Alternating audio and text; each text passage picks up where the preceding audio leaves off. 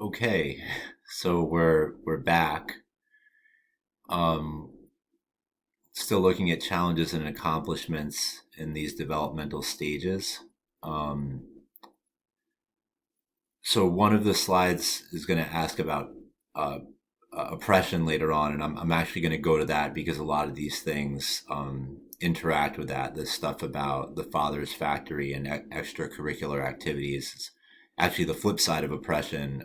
Privilege is very much involved in this. Um, and I think we've spoken about this crisis resolution. So let's talk about some biological factors that could be at play here. There is a family history of, so this is biopsychosocial, right? Um, there is a family history of depression, which, despite all these experiences, which show this person that they are indeed industrious, there is still a fear there of not making the grade, but there's also a lot of um, system explanation for that. So probably an interplay between the two. Um, Social factors, so biopsychosocial, um, skipping classes, older friends, algebra and not informal operations, social class and privilege, um, parental status and maintaining advanced classes after move. So one of my subjects' biggest fears was having that 87 average and not making the 90 average and not being able to stay in advanced classes. So when they moved from Brooklyn to Long Island, and that also had a lot to do with uh, the family making a lot more money, um, and and now being in a different social class. This new school system wouldn't put the subject in the advanced classes. So once again, with this personality of being outspoken, the subject said to their parents, "I'm not going to school anymore. They're classes that are beneath my ability." So the parents went to the school and said, "What's going on?" And the school said, "The subject has this 87% grade."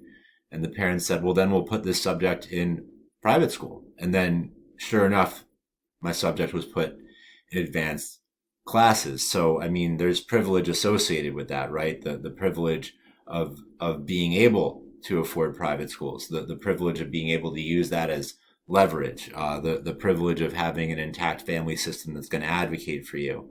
And then also privilege and culture and ethnicity in extracurricular programming. My subject is Jewish, Ashkenazi, and therefore was able to attend temple in a wealthy town that had Hebrew school after school.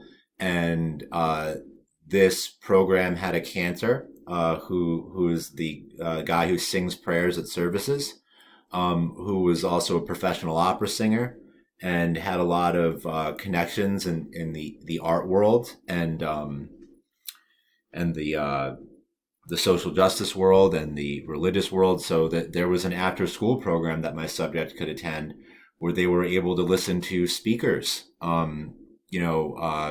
speakers from all different walks of life, speakers who were involved in, civil rights movements and things like that. So part of my subject's identity formation was going to high school in a place where everybody was liberal, everybody was Jewish, and peer pressure said, have liberal and progressive politics. So my subject did because they did.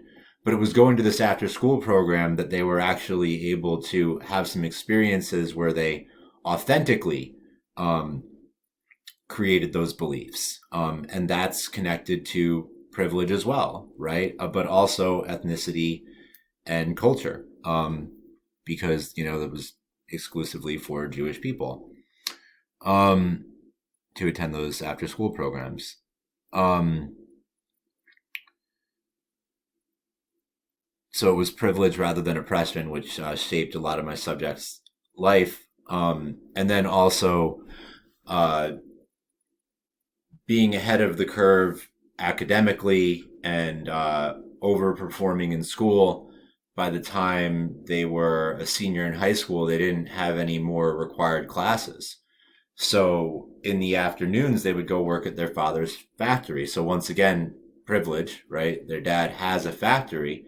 But this is connected to identity formation because they had a lot of really formative experiences in helping run that factory, and actually helping their dad be more informed because their dad was Jewish and didn't want to give out Christmas bonuses to factory workers who were mostly Christian because he didn't celebrate Christmas.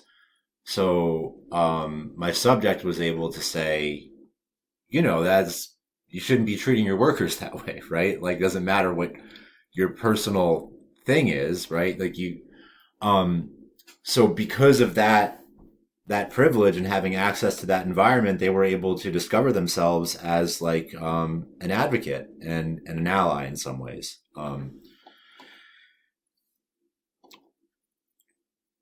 So I think we spoke about multi-systems theory and the feedback and the transactions.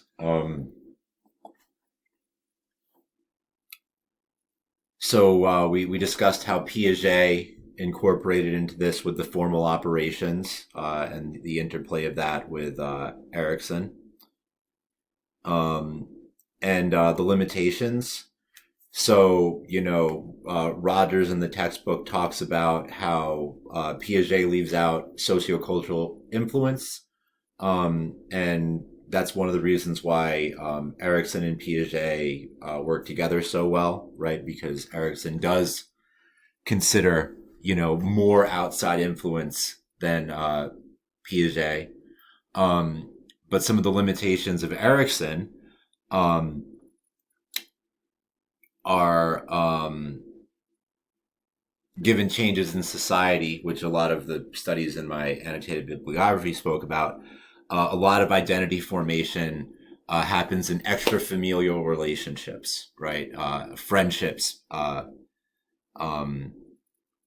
being one of them. And Erikson himself even spoke about that a little bit.